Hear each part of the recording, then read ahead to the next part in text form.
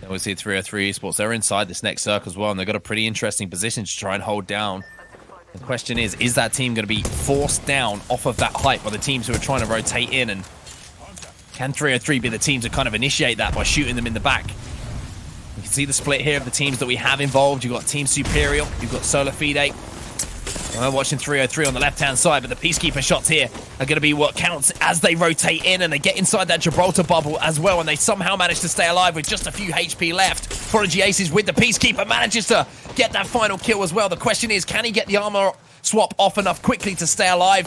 Using those knockdown shields, the Gibraltar bubble goes up as well, so Prodigy Aces with a big play in that situation to keep his team alive and put them in contention for potentially winning this game. 3 squads remain. 303 Esports, one of them, Flying Saucers and Team Superior are final 3. After all that, only one team gone. So now 303, Flying, and Superior all engaging on this same corner. 303 on the bottom left, just waiting.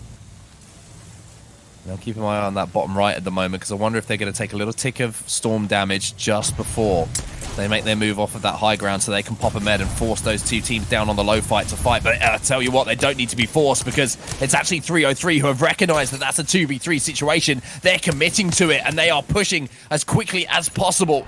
You heard the shield crack, but they haven't been able to commit on the kill, but a big, massive shot is going to force Fury back into the void to get back into this position. But I like 303 trying to be aggressive, trying to put the pressure on that team moving around that corner. And that's all it takes for the team on the top. Just able to apply a little bit of pressure. You see them peeking over the edge. They see a couple teams knocked. So at this point, it looks like they are going to be a little bit more passive until they jump down. But the ball comes out. The shots go down. You're seeing Flying Saucer trying to flank it in. Can they get the picks on the back end side? No, it's not going to matter. 303, who's on the outside, able to hold on and get the victory here in game number 5. Yeah, 303 just waiting and biding their time so well there. Just burning the resources initially by putting those shots down and retreating, and then we saw them just waiting for those two teams to engage. The zone did a lot of damage for them, but winning that bubble fight, having that Gibraltar, and being able to have that base to work with, the secret to their success in that end circle. So congratulations to 303 Esports. They really have stepped up a lot today in some of these games that we have seen. And for the likes of Rogue and the likes of TSM, not the biggest of games that we've seen from them so far today. And of course, they were our top 2 teams. So 303 really coming out strong today. I've been really impressed with what I've seen with their consistency. What the lay of the land is going into our final game of week number 1. You can see the results there from match number 5. 303 Esports at the top of the table. 7 kills to go along with their first place finish placement points. Yeah, big placement points, obviously double points here in the alpha lobby. So really big there. I think the big step up here was from Superior, though. I mean, they've been having some couple good rounds in the past bit. I think they took 3rd place last round as well. So slowly inching towards the top of these consistent results, and desperately needed to kind of create that spread from the rest of these teams. So congrats to them, and well played all around. But 303, like you said, started a little bit slow, but they've been consistently playing from everything else. I mean, you're talking 10th, 14th, 1st, and 14th from Rogue. I mean, you hear those 14ths. That's what's allowed them to inch back into this. I mean, you're talking only an 8-point difference. Here we go then, game number 6. The final game of the day is underway here on Kings Canyon. TSM currently top of the leaderboards, Rogue in 2nd place.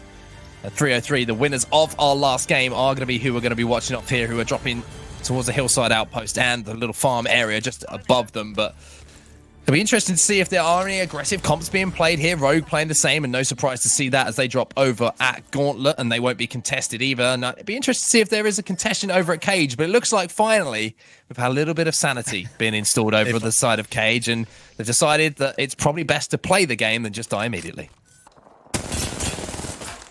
We're seeing our team tracker there. Rogue going to be removed from the lobby, and now we're going to see TSM trying to remove another team from the lobby themselves. Our 99 shots here from Albrelelli are doing some damage, but not huge damage onto this team. But it looks like as soon as they do get the call that big damage has been done, they are going to be looking to push. Reps is on that Evo armor as well, and he's 82 damage, excuse me, away from being able to level that up to a purple. Maybe that's what they're looking for, the opportunity. But no, that's not going to come, because 303 put their foot on the gas, and once that damage was done and they heard those heals, they pushed straight up onto Reps and take advantage of that situation. That's a fantastic push for 303. They're actually getting Reps, but Imperial Hell now here. You've been seeing him being absolutely lethal these past couple of weeks with the Arc Star. Utilizing the high ground. 303 still with a full team, just waiting for a pick, waiting for that aggression. It worked off once. Can they do it again? 303 Esports, though. Let's watch their point of view. They are the kings of map room right now as they manage to force out TSM from that position. And now they are able to hold that low ground, and you can see MaxDog, they've got a nice position with this rock. However, they will have to rotate in. Shots, though, are going to take down that Watson ultimate. That's going to leave them susceptible to grenades flying in, and that's exactly the plan that they are trying to execute here. And Rakini's going to have to pop back and pop a battery himself to make sure that he's in position to do some damage. 3 squads remaining, and we are seeing round number 6 now close, which is going to force everybody who's still left in this game to move. And Senpai tries to get some shots away, but look at this. Shiny's managed to find himself a little corner, and it's going to be a real potential for him to do some big damage. Look at big damage. Speaking of which, we're seeing the Thermite absolutely devastate the team that was behind. The Gibraltar ult is going to come in as well. 303 Esports, excuse me, desperately trying to finish off these kills, but they're not going to be able to. And with all the damage that's been done, it's a little bit surprising to see. So now they poke around the corner. Now they get the finish on one of those players as Miradog goes down. 2 squads now remaining. It's just a solo player who is ratting it out. And that man is, of course, Shiny. He's going to run in. He's going to try and get the finish. He can't get anything on the Gibraltar. He will be taken down, and 303 Esports will close out our game number 6.